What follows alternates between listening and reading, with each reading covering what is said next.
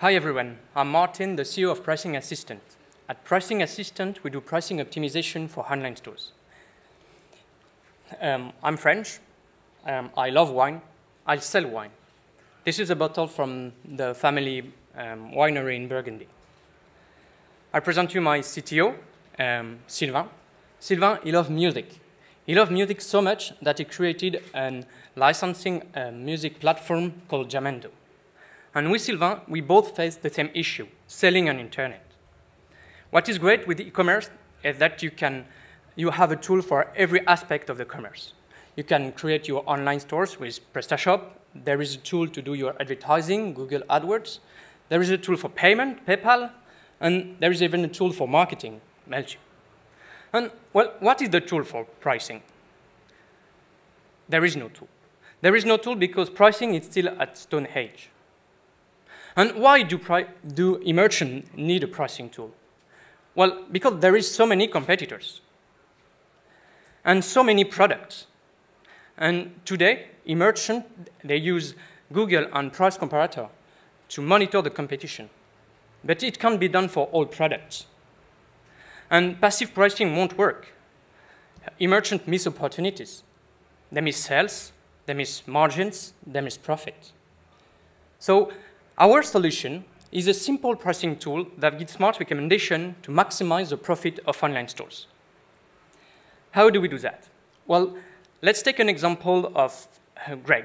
Greg has an online drugstore with 8,000 products. And he's selling this shampoo at $5.49. And he has a simple question. Is it possible to raise my price without losing sales? So what has Greg done to use Pricing Assistant? Well, first, he installed a little module in his back office. It's really simple. It's 2 clicks, download, install.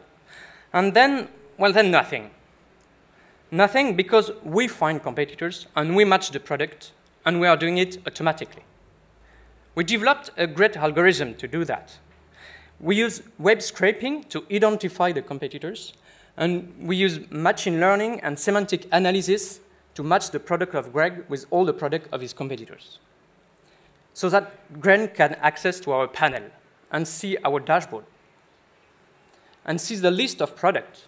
And here is our example of the shampoo. On the right, you can see the price range.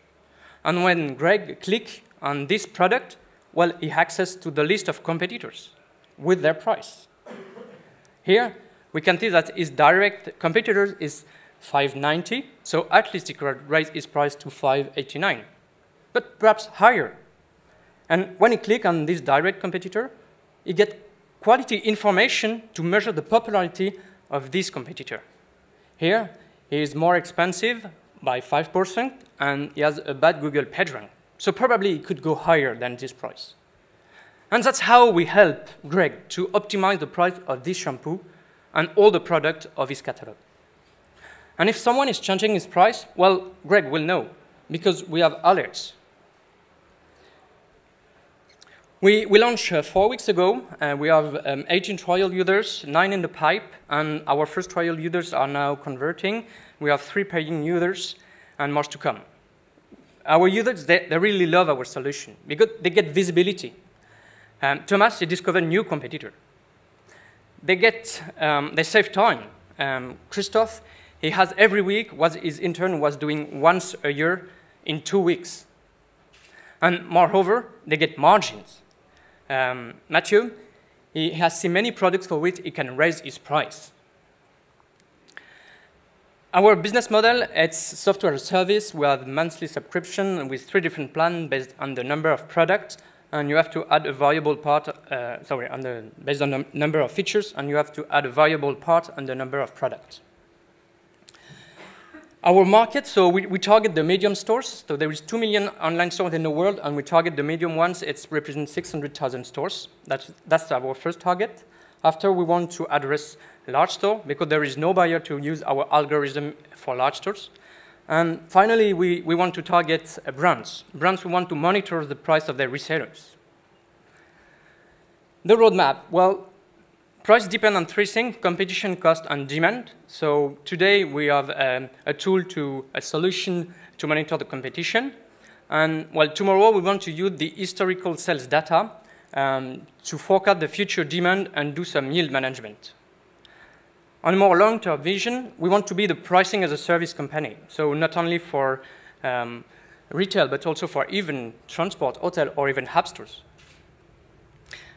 We're looking for clients, of course. So if there is any merchant or brands, I would be pleased to talk to you. And we're looking for money too. We are raising 500,000 euros. Well, no, we are a pricing company. We are looking for 499. What is the money for? We want to grow the tech team. We want to get some yield competence, and we want to accelerate the sale and international parts.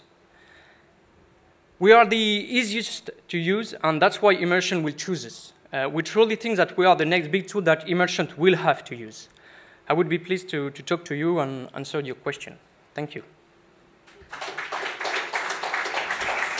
I'll ask you to move to this. There we go. And open it up to our judges. I didn't understand exactly what's the experience. Is it a website or it's a plugin to PrestaShop? Or how does it work? Are you owned by PrestaShop? No. They just install a little module in the back office, so PrestaShop or Magento or anyone, and after they come to our panel. It's our website where they connect.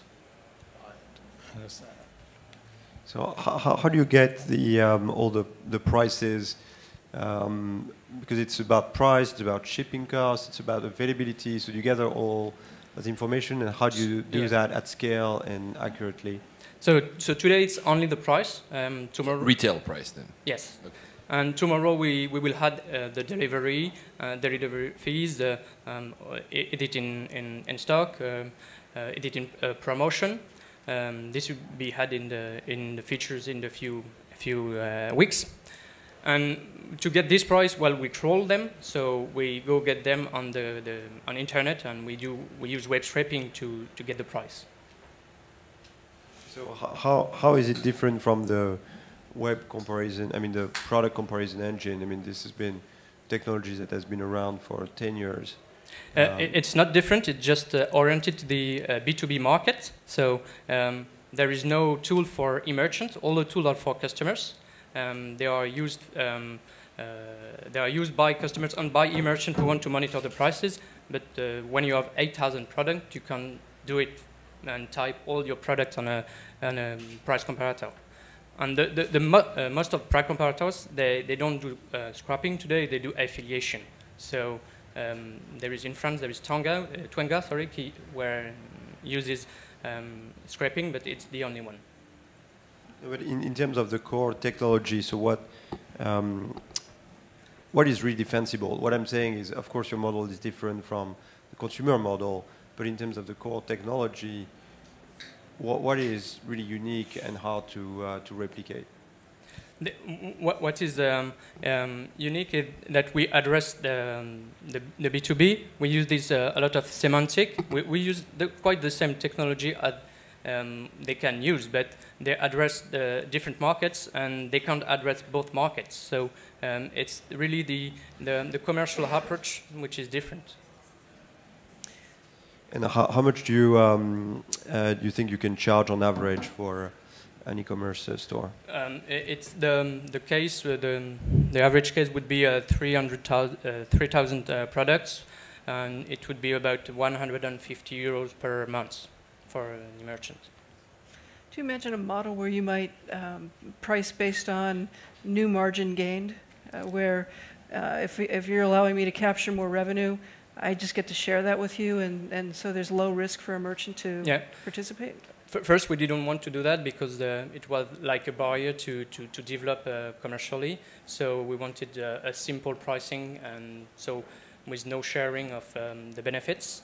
But we can change that price after and do a sharing revenue. But today we are not tracking today how much we make. How much profit we make to the clients. So tomorrow when we do it, we can change the price. But really the idea was to get a lot of clients, and the easiest way was the pricing simple. What I know, that there is a demand, right? There was a big story here in the UK with Tesco, which is a retailer, both online and offline. They have stores like Walmart in the US. And they, all these stores, the competitors have moved into a system, especially when you do it online, which is called price, promise, brand value, whatever the name is, the brand name is. But what it offers is that when you buy something, they scrape what the competition is doing, and they promise you that they will match your price on that day. So let's say I buy tomatoes, and the tomatoes were actually less expensive at the other shop, they will actually reduce that of my bill. But what I know is because they had a big, there was a big, they went to court, not to court, but there's an advertising panel, I don't remember which name. But what we learned through that is that Tesco is not using any algorithm. They actually scrape a little bit and they send people to the stores. So I guess there is a market.